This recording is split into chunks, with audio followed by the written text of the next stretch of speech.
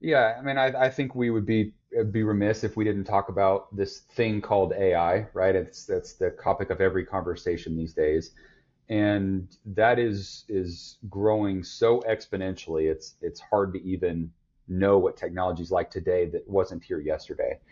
The ability to, I think the QA/QC is going to be the biggest benefit that that provides. The ability for the image recognition as well as language models to make sure. What's QA, I'm QC? sorry, quality assurance, quality control. Okay. So it's essentially the quality control checks from an engineering side, from an architecture side. It's making sure that addresses are correct. It's making sure that code compliance is correct.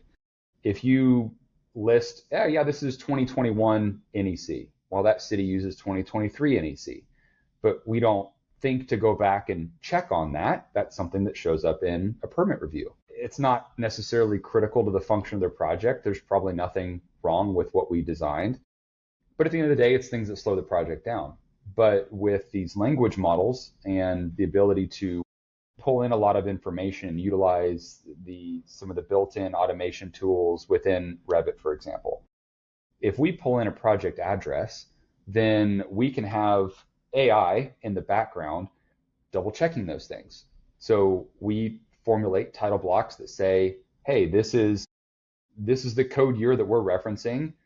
Double check and see what the city of Plano is currently using for their electrical code, for their plumbing code, for their mechanical code. And things like that get double checked and updated automatically, which again saves us time because we're not going back and re-reviewing. Again, working in 21 states, I couldn't possibly have every city in all 21 states memorized on their current code. So we have to check those every time. And how would you check those in the past before AI? Sure, you go to the city website and you look up their building code division and you read their document and say, yep, the city of Plano is on 2024 IECC. Okay, great. And then we got to fill all that in. So it's checking the city's websites on what their current building codes are. You can call them, you can check their website. There's no way to do it.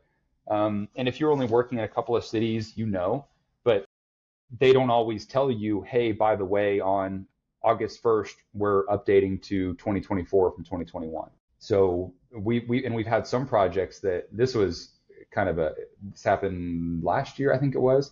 The city of Plano updated from 21 to 2024.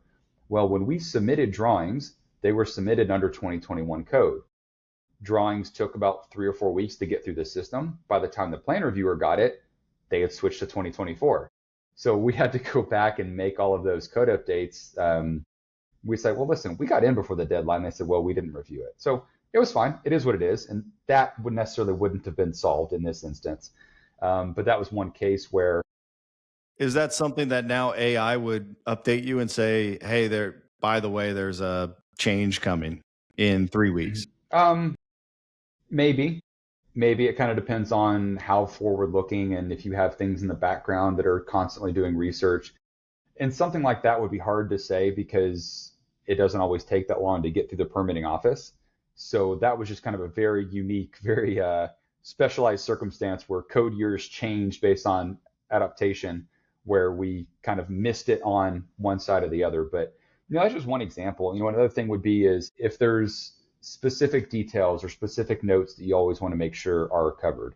For example, if you're designing a commercial kitchen, there are certain aspects that should be labeled and commented and certain equipment that should be considered. Well, if your project type is listed as a commercial kitchen and you don't have those details, there's automated checking that can say, hey, you have marked this as a commercial kitchen. Based on the notes in these plans, you don't have these specific notes or you're using the wrong template altogether. You should probably double check this before you send it out. And that rabbit hole can go very deep. The industry is still at its infancy on how much that's utilized, how much you trust it, right? It's not to the point where we can trust that blindly. So you don't just want to, hey, everything's fine, let's just send it, right? Because you're going to do some internal checks.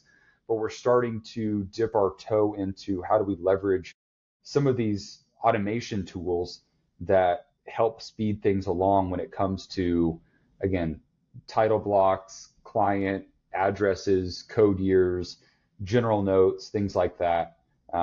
It's not to the point where we would say, "Hey, do this engineering for me. We don't need engineers anymore." I don't see that going away.